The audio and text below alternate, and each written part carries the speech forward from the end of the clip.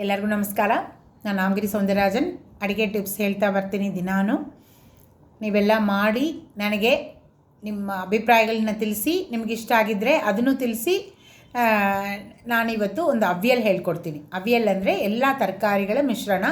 ಒಂದು ರಾಯ್ತದ ಥರನೂ ಇರುತ್ತೆ, ಅನ್ನಕ್ಕೂ ಕಲಿಸ್ಕೊಬೋದು. ಇದ್ರ ಬಿಸಿಬೇಳೆ ಬಾತು, ವಾಂಗಿ ಬಾತು ಇದಕ್ಕೆಲ್ಲ ನಂಚ್ಕೋಬೋದು.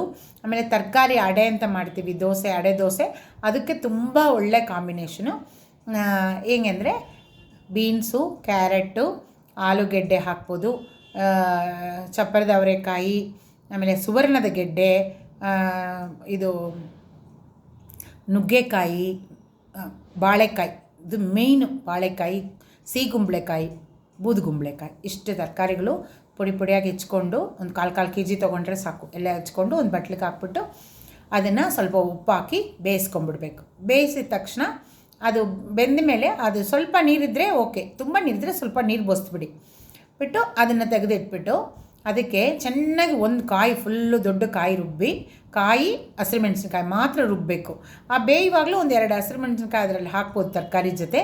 ಖಾರ ನಿಮಗೆ ಜಾಸ್ತಿ ಬೇಕಂದರೆ ಇದು ಖಾರ ತಕ್ಕಂಗೆ ಇದು ರುಬ್ಬಿಟ್ಟು ಈ ಮಿಶ್ರಣನ ಆ ಬಿಸಿ ಇರೋದು ಏನೂ ಸ್ಟವ್ ಮೇಲೆ ಇಡಬೇಕಾಗಿಲ್ಲ, ಬಿಸಿ ಇರುವಾಗಲೇ ಅದರಲ್ಲಿ ಹಾಕ್ಬಿಟ್ಟು ಕಲಕ್ಬಿಟ್ಟು ತೆಗೆದು ಕೆಳಗಡೆ ಇಟ್ಕೊಂಡು ಚೆನ್ನಾಗಿ ಒಂದು ಚಿಕ್ಕ ಸೌಟಷ್ಟು ಒಂದು 4 ಟೇಬಲ್ ಸ್ಪೂನ್ ಇದು ಕೊಬ್ಬರಿ ಎಣ್ಣೆ ಅದಕ್ಕೆ ಹಾಕ್ಬಿಡಿ. ಸಖತ್ ಟೇಸ್ಟ್ ಇರುತ್ತೆ, ಬೇರೆ ಏನು ಒಗ್ಗರಣೆ ಇಲ್ಲ, ಅದಕ್ಕೇನೂ ಇಲ್ಲ. ಅದರಲ್ಲಿ 1 ಕಪ್ಪು ಮೊಸರು ಸೇರಿಸ್ಕೊಂಡ್ರೆ ಇದಕ್ಕೆ ಹೆಸರು ಅವಿಯಲ್. ಆ ಬಡಿಸುವಾಗ ಮೊಸರು ಸೇರಿಸ್ಕೋಬೋದು. ಇಲ್ಲ ಮೊಸರೇ ಬೇಡ, ಹಾಗೆ ತಿನ್ಬೋದು ಅಂದರೆ ಹಾಗೆ ಕಲಿಸ್ಕೊಂಡು ತಿನ್ಬೋದು.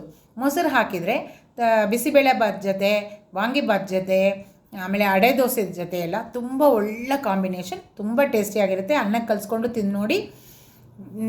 ನಿಮ್ಮ ಅಭಿಪ್ರಾಯನ ತಿಳಿಸಿ. ನೀವು ಒಂದ್ಸಲಿ ಮಾಡಿ ನೋಡಿ, ನಿಮಗೆ ಗೊತ್ತಾಗುತ್ತೆ.